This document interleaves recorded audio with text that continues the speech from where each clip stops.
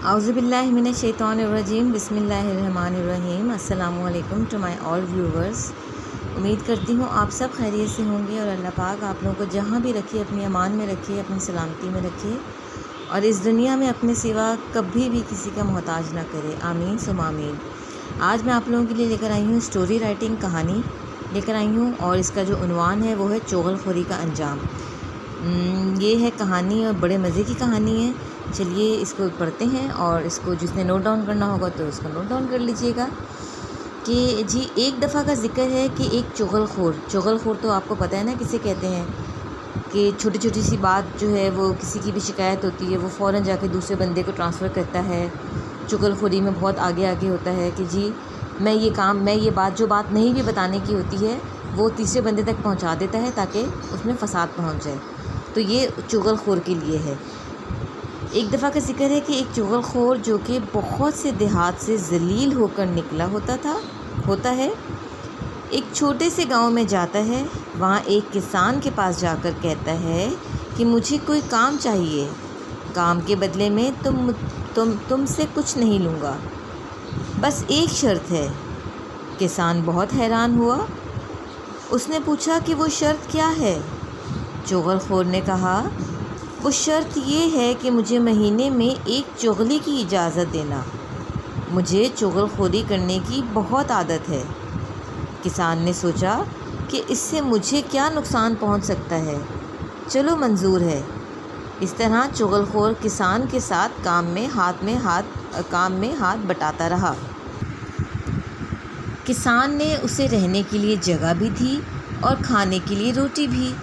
کچھ عرصے کے بعد چغل خور کی طبیعت میں بہت بے چینی سی ہوئی، اس کا دل چغلی کرنے کے لیے بہت بے چین ہوا۔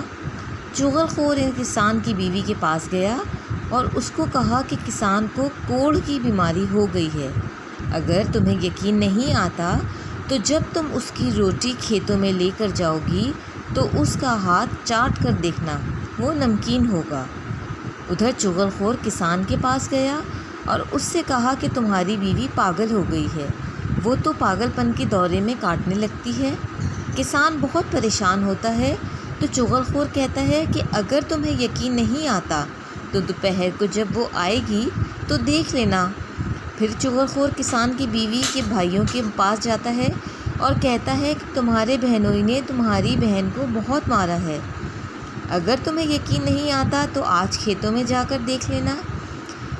ادھر کسان کے بھائیوں کے پاس جا کر کہتا ہے کہ تمہارے بھائی کے سالے تمہارے بھائی کو بہت مارتے ہیں، تم اپنے بھائی کو بچاؤ اور اگر تمہیں یقین نہیں آتا تو دوپہر کو کھیتوں میں آ کر دیکھ لینا۔ دیکھیے وہی بات ہوئی نا کہ وہی میں نے کہا کہ چغل خور انسان وہ ہوتا ہے جو وہ غلط بات کرتا ہے جس کا کوئی سرا ہی نہیں ہوتا، اور ایک بندے سے دوسرے سے تیسرے اور تیسرے سے چوتھے تک اس نے دیکھیں کس قدر فساد کریٹ کر دیا صرف ایک چغل خوری کی بنیاد کے اوپر۔ جب دوپہر کا وقت آتا ہے تو کسان کے بھائی اور اس کی بیوی کے بھائی کھیتوں میں کہیں چھپ کر بیٹھ جاتے ہیں، کسی کو ایک دوسرے کا پتہ نہیں ہوتا۔ ادھر کسان کی بیوی روٹی لے کر آتی ہے تو وہ کسان کا ہاتھ چاٹنے لگتی ہے تاکہ وہ دیکھ سکے کہ اس کو کوڑھ تو نہیں۔ جب وہ ہاتھ چاٹنے لگی تو کسان سمجھتا ہے کہ وہ اس کا ہاتھ کاٹنے لگی ہے، کسان اس کو مارنے لگتا ہے۔ ادھر کسان کی بیوی کے بھائی دیکھتے ہیں کہ کسان ان کی بہن کو مار رہا ہے تو وہ کسان کو مارنے لگتے ہیں۔ جب کسان کے بھائی اپنے بھائی کو مار کھاتا ہوا دیکھتے ہیں تو وہ بھی آ جاتے ہیں اور اس طرح وہ سب ایک دوسرے کو مار کر ختم کر دیتے ہیں۔ اس طرح ایک چغل خور کی چغلی کی وجہ سے 3 خاندان موت کے گھاٹ اتر جاتے ہیں۔ ادھر چغل خور اپنے حواس کھو دیتا ہے اور پاگل ہو جاتا ہے۔